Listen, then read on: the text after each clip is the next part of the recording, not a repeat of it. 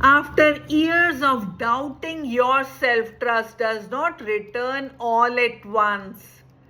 You may leave the identity built around your pain and still question every choice you make.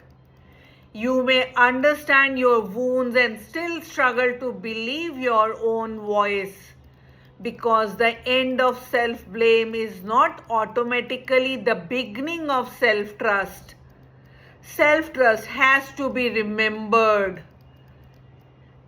There may have been a time when you knew what you felt. You knew what hurt. You knew what felt wrong. You knew when you needed to step away. But when your feelings were dismissed, you learned to dismiss them too. When your perception was questioned, you began questioning what you saw.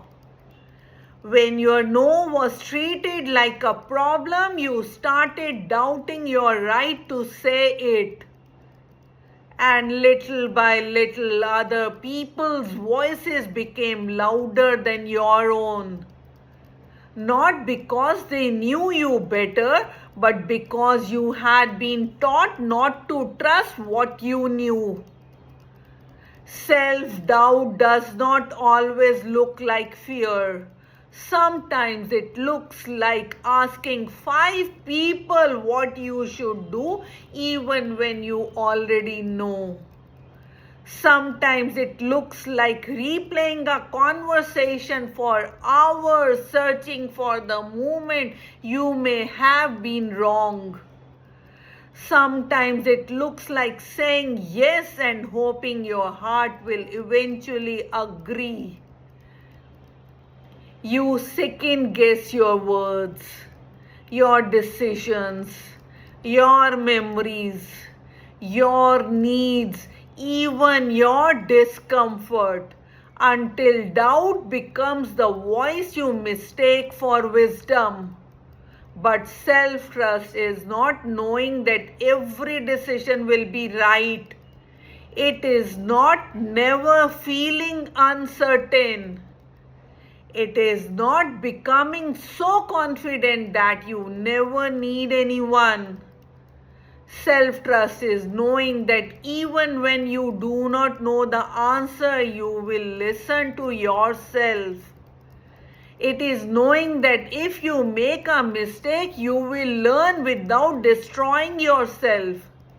It is knowing that if something feels wrong, you will not silence that knowing to keep the peace.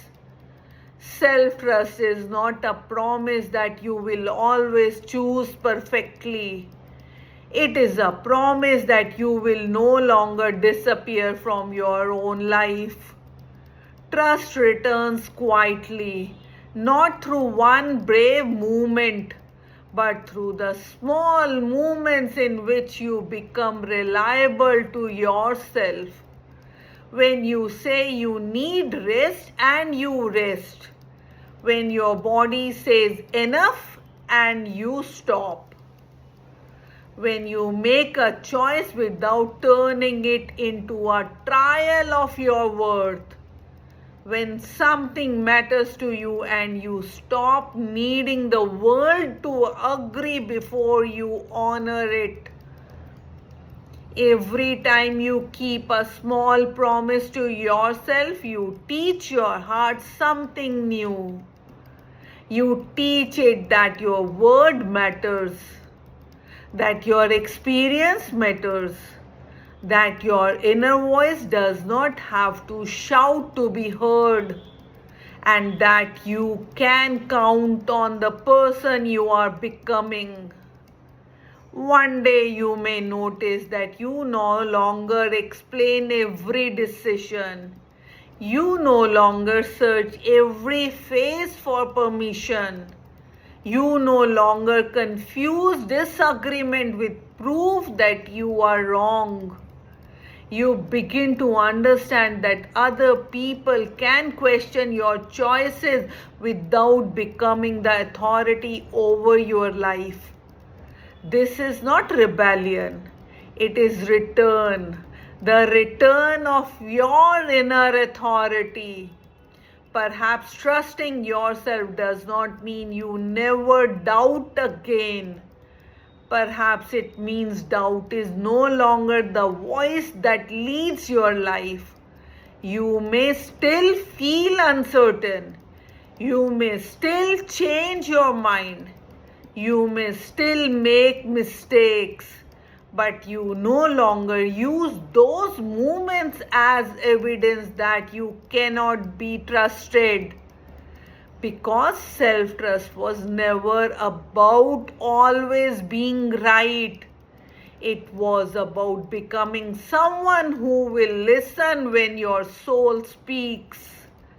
The day you stop asking the world to confirm everything you know is the day your own voice begins to feel like home again.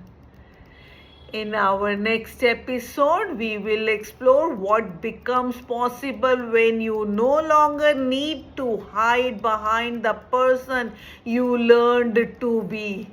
Because when you begin to trust your own voice, you also begin to hear the self that survival once asked you to silence.